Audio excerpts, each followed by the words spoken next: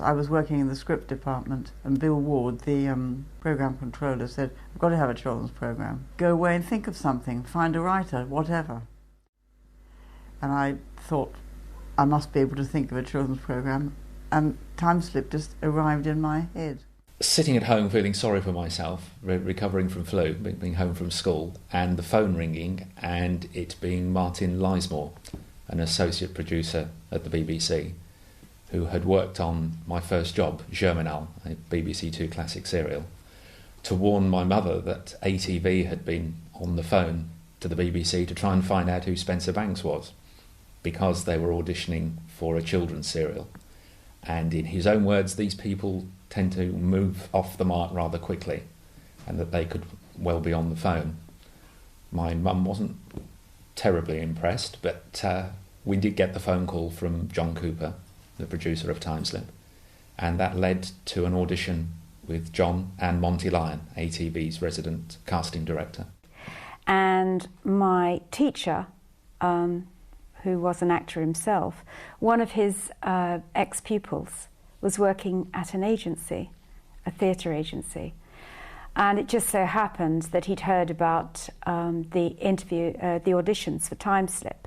And the owner of the agency, Mildred Challenger, and it was called Encore Agency, she happened to be an old friend of Monty Lyon's and wanted to send some people up to the audition, but didn't have anyone. So her assistant, the ex-student, rang my teacher and said, "Have you got anybody in your workshop that would fit the part?" And I thought they were perfect for the parts that are being written. The first thing for me was to receive the first couple of scripts and then have a date set for the first read-through, which was quite nerve-wracking, obviously. Set off to ATV for the first day, and everybody sort of wanders in, grabs a coffee, and we're all sort of looking at each other and introducing ourselves. And then Spence came in, because we'd never met before. Never to be forgotten. I remember arriving a little bit early, wanting to find out exactly where everything was. And I was only about the second or third person there. The floor manager was there, and Cheryl, and Ruth Boswell, and a couple of other members of the production team. And the floor manager actually introduced us. And I think the first thing I said to him was, "My God, I'm going to look like a, what was it, dragon or something up against him," because I was actually taller than him when we first started the series. About halfway through the read-through on that first day, John Cooper quietly came over to me, placed a hand on my shoulder and said, "Spencer, we have an interview at the opticians at lunchtime." And I said, "Why?" He said, "Because I think we need to make you look a little more studious. We're going to give Simon some glasses." Well, that filled me full of confidence. Casting Dennis Quilley was a stroke of genius on John's part, and he was the backbone of the series all the way through. You know, tremendous presence on screen and a tremendous presence off screen. He really led the acting team. The one thing about Dennis is he never criticised or found fault with other people, and he was a great man to have around, and somebody to watch and learn from. He really was. It was quite awe-inspiring. I mean, Dennis Quilley, Iris Russell, who played Cheryl's mum, Derek Benfield, who played her father, long-established professionals, John Barron, of whom we were somewhat terrified of when he first arrived. And we were told that he hated working with children and animals, and that he was very formidable, and so we ought to watch ourselves. So we were quite nervous, Spence and I, when he first turned up, and of course it was a complete wind-up. He was absolutely lovely. One particular memory I have was rehearsing a scene where, as Devereux, he's lecturing Simon about interfering, and Peter Jeffries, who was directing that particular block, watched this particular scene and said to me that you've got the right feeling there, Spencer. It's very much being up in front of the headmaster. It's very much being nervous. And I remember thinking, who's acting? And on another occasion, when he had one of his periodic blackouts as Devereux. And as Simon, I had to stare at him intensely and wave my hand in front of his eyes. And then he snaps out of it. Well, I was so taken in by this trance that when he snapped out of it, I did physically jump. It was just a moment. It was fantastic, a great experience. So I think we all bonded. I think it was a happy setup. It was a happy company. I think we all got on. I'd known Derek before, and I'd worked with Dennis a couple of times before. We almost instantly had that relationship where they were my mum and dad and I was their daughter. We had a lot of laughs and got on really well, and I did still feel like Iris is my mother even after all these years. I couldn't believe they were actually as old as they were when they appeared with their plaits and horn-rimmed glasses. They looked tremendous. They were 12 and I can't remember what Spencer was supposed to be, 13, 14, something like that. Yes, when I first started Timeslip, I was supposed to be 13 initially. And they tried strapping me down because I was rather well endowed for a 13-year-old. It worked to a certain extent, but they still decided I had to be bumped up to 15 years old. And eventually I was allowed not to be strapped down anymore. I knew what the story was. I didn't know what the mechanics were. And so I contacted Fred Hoyle at Cambridge and I said I was setting up this series, and had he got a time theory that that might fit in with what I wanted to do. It seemed so very different from the standard drama fare for children's television at that time. It seemed so much more character-led, which I think is one of the huge reasons for its success and being so well received. Not reliant on special effects or fantasy as such. It seemed to be entrenched in reality, although it was covering a subject like time travel. It's a funny thing. I wasn't the brainy of the duo of Spence and I, or Simon, should I say. And it was quite funny because I never really did know what was going on. I just enjoyed the adventures in the stories. Spencer, on the other hand, took much more of an interest in it. And we did used to have around the table when we're reading the new scripts each time they came round, certain debates on what made sense and what didn't make sense. So we did all have a say in things as they went along. But I really was Liz. I was a bit dense, just took everything as it came. And Spencer was Simon. He did understand it far more than I did and tell me where I was supposed to be. They were fun. They really were fun. And we've got a little story which we want to bring in with this, because I was the squirrel of the company. I kept everything. I had bits and pieces. I had scripts which had all been lost. Everybody else threw theirs away, and I kept mine. One of the particular things I wanted to bring into this was this script here, which I'd forgotten until we met up again with all this. This script was written on by Spencer. Ian Fairbairn, ha ha ha ha, written across, and then where Dr. Fraser is marked, it is written across it, sacked. And I've written on the side, at the same time, this script was defaced by the vile Spencer Banks, who thinks that just because he's 16, he can do anything. He was 16 just before this. And noted Morgan Devereux, recommend of cloning of Simon Randall at earliest opportunity. That was the sort of sense of fun. They were fun. Oh, wonderful, wonderful. I thought it was very exciting, and I liked what was nice about it was the small family cast, and then all these different stories coming along and all the different actors coming. It didn't get set.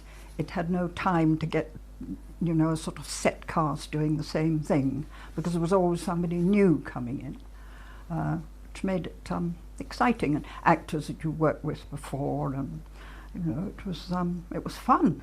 Obviously, the main principal characters that we worked with all the way through, we were like one big family. But whenever there was a new storyline and new actors came in, they were immediately made to feel welcome, and it was quite exciting to have new faces come and go, and they very quickly became part of the family group.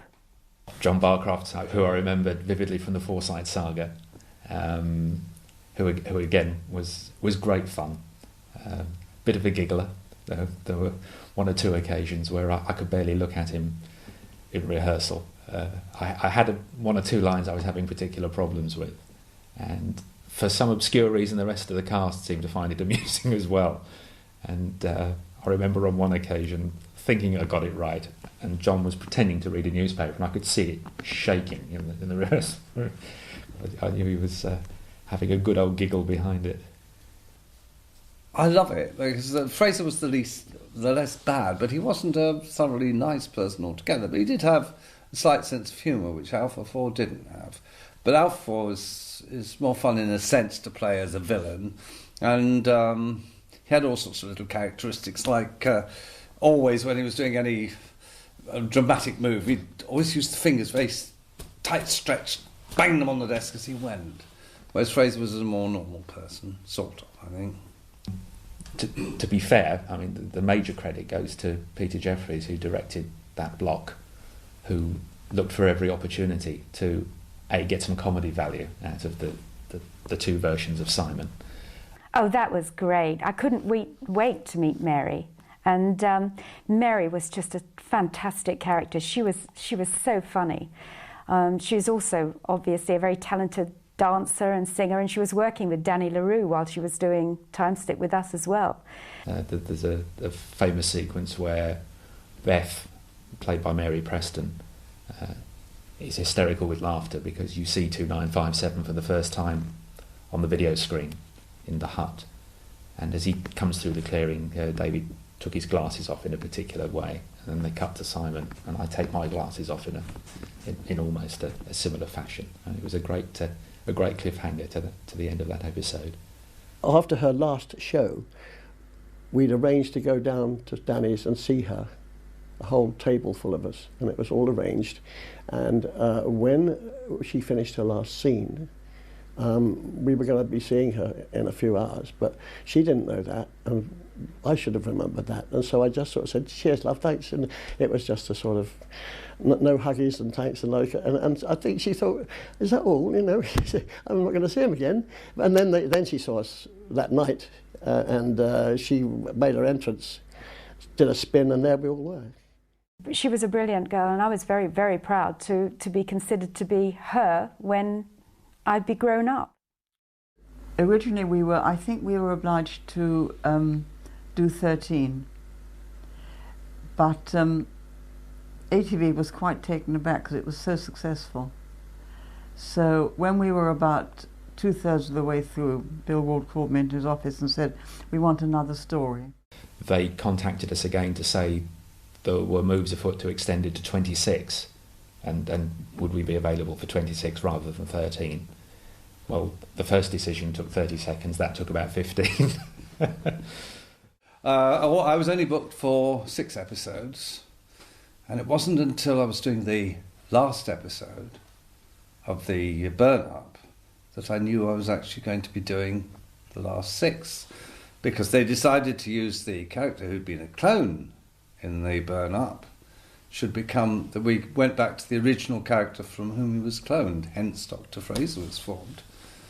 I wasn't too keen on my outfits. So when I was put into trousers and this shirt, it was my idea to tie it up, because I figured if you're in the burn-up, it's hot. You wouldn't tuck it in, you'd want to get as much air around you as possible. The last scene in which we discover Trainer is a clone was a stroke of absolute brilliance on Victor's part, because it was never part of the plot. We just had to get out, we had to finish the series. Yes, I had to do a quite complicated speech, which actually ends up the show. It was done quite early on because of releasing Iris Russell and Derek Benfield, because they weren't going to appear through a lot of the last story. But they had to be there at the end, so they recorded a lot of the stuff early on. So I had to do a speech when the real Dennis Quilley, the real Commander Trainer, is discovered locked away, and the clone is outside, and he's overhearing a conversation. So the speech had to be done in 2 halves. The difficulty was that we had to do the first part and the last part at 10 in the morning, and the middle at 4 o'clock in the afternoon. I think it was it was a good story, and I think good stories stand up no matter how many years later. It also had an awful lot in it that now, sort of 30 years on, one is talking about on an everyday basis, i.e. cloning and that sort of thing. Indeed, I mean, lots and lots of issues that have become everyday currency now. I suppose the biggest difference from the global warming perspective in the burn-up was the story inferred that the whole thing had been technologically engineered, if you like, through artificially diverting rivers and making huge ecological changes to the planet, whereas reality has shown that while science has taken a hand in it, it hasn't necessarily been deliberate. It's more an abuse of lifestyle and technology, perhaps. That was quite extraordinary series, and of course, like everybody else has said already, the connections with what has actually turned up in real life, because we couldn't foresee. I mean, there was I playing a clone in 1970. Nobody knew what a clone was. What Timeslip meant to me, I guess, now, looking back after sort of 30 years, it was one of the best times of my life. It was one of the best experiences. I met some wonderful people.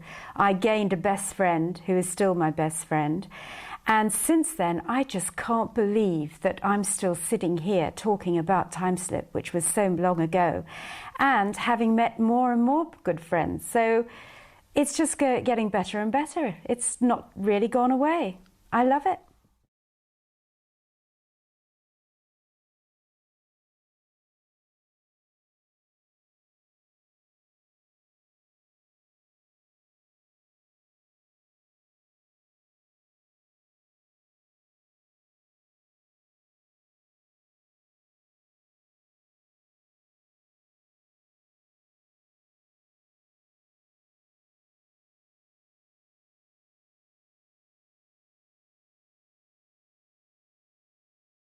Did you want to mention anything about the technical aspects of this, or should we pick that up with Spencer? Pick it up with Spencer. Cheers.